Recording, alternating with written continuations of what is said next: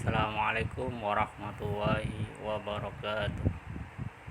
Alhamdulillah, alhamdulillahilladzi nahmadu wa nasta'inu wa nastaghfiru wa na'udzu billahi min syururi anfusina sayyiati a'malina. May yahdihillahu fala mudhillalah wa may yudlil fala hadiyalah. Asyhadu an la ilaha illallah wa asyhadu anna Muhammadan abduhu wa rasuluhu la nabiyya ba'dah. Anak-anakku yang aku sayangi, semoga Allah Subhanahu wa taala merahmati kita semua. Kita bertemu kembali di pertemuan kali ini melanjutkan tentang jual beli dan jual beli yang diperbolehkan dan yang dilarang. Sebelum kita mulai pelajaran tentang jual beli, alangkah baiknya kita baca doa dulu. Rabbana hablana ilman nafi'an wa rizqan halalan thayyiban wa amalan mutaqabbalan. Ya Allah, berikan ilmu yang bermanfaat, rezeki yang halal, dan amal perbuatan yang diterima. Amin ya rabbal alamin. Jual beli yang diperbolehkan adalah jual beli yang memenuhi rukun dan syarat jual beli. Karena jual beli memiliki tujuan yang sangat mulia, diantaranya adalah untuk saling memenuhi kebutuhan hidup masing-masing pihak penjual dan pembeli. Selama jual beli dilakukan atas dasar kerelaan dan tidak ada dimaksud untuk tujuan-tujuan yang dilarang agama, maka jual beli tetap diperbolehkan. Akan tetapi kalau niat jual beli dimaksudkan untuk sesuatu yang diharamkan, maka jual beli agama melarang untuk jual beli menjadi haram. Jual beli yang diperbolehkan sangat banyak sekali, sedangkan jual beli yang dilarang adalah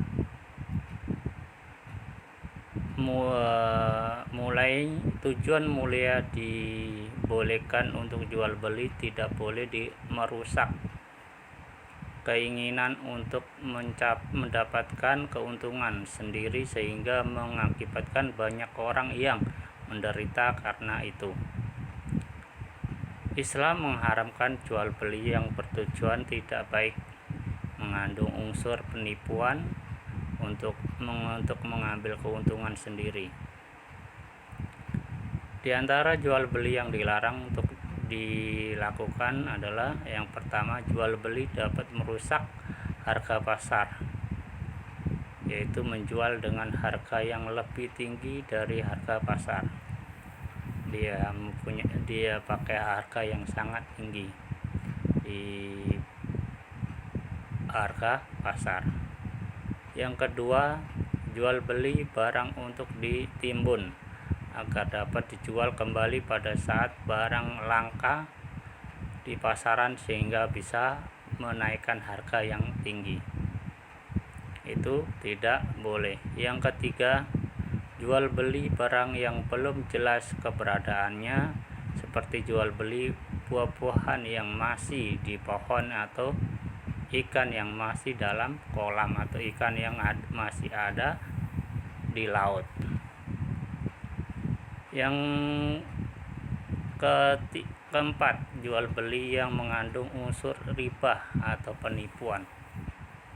Yang kelima, jual beli atas suatu barang yang telah ditawar oleh orang lain.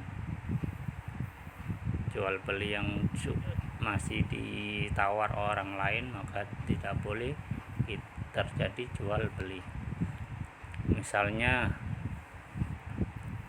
si A sudah beli barang tersebut, kemudian kita masuk orang yang ketiga, maka orang ketiga ini tidak boleh terjadi transaksi atau jual beli. Yang berikutnya, yang ke 5, jual beli atas sesuatu barang yang telah ditawar orang lain. Yang tadi yang ke-6, jual beli benda-benda haram atau barang-barang maksiat. Seperti apa? Barang yang dilarang itu patung untuk disembah, berhala, tempat-tempat cincin yang bisa yang dianggap memberikan manfaat, memberikan ilmu kesaktian, maka itu adalah jual beli yang dilarang. Yang ke berikutnya, yang G, atau yang jual beli barang hasil curian. Barang yang hasil curian ini barang jual beli yang dilarang. Kemudian barang-barang yang tidak diperbolehkan untuk dijual belikan, suatu barang yang Allah Subhanahu wa taala larang, sesuatu Allah yang bolehkan untuk kita perjualbelikan. Sebaiknya semua barang yang Allah haramkan, maka haram pula bagi kita untuk memperjualbelikannya. Kalau Allah Subhanahu wa taala sudah melarang, maka kita tidak boleh melakukan jual beli tersebut. Terus yang berikutnya yaitu barang-barang secara zatnya haram untuk dimakan dan haram untuk diminum, seperti contohnya daging babi, bangkai, dan minuman keras. Nabi Muhammad Rasulullah SAW bersabda, Innallaha harraman bai'a khamrin wal maitatin wal khinziri wa asnami, rawahu Bukhari. Sesungguhnya Allah Subhanahu wa taala telah mengharamkan jual beli khamar, minuman keras atau minuman keras, bangkai babi, dan berhala. Tetapi apabila kulit dari bangkai binatang tersebut telah disucikan atau disamak, boleh bagi kita untuk memperjualbelikan. Kulit yang telah disucikan tersebut dapat dimanfaatkan untuk keperluan sehari-hari, misalnya dijadikan sepatu, dijadikan sabuk ikat pinggang, atau dijadikan pakaian atau jaket. Rasulullah SAW menjelaskan kepada para sahabat tentang kebolehan memanfaatkan kulit dari bangkai yang telah disamak. Yang kedua, barang yang tidak bermanfaat dan berbahaya, contohnya narkoba dan obat-obatan bius. Ini hal yang tidak boleh. Terus barang-barang yang belum jelas keberadaannya, misalnya jual buah yang masih ada di atas pohon. Mungkin itu yang bisa Bapak sampaikan. Semoga Allah Subhanahu wa taala memberikan kita kesehatan, memberikan kita keselamatan, dan terhindar dari hal-hal yang tidak kita inginkan.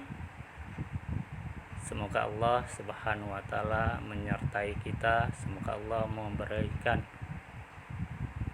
kemudahan apa-apa yang kita lakukan.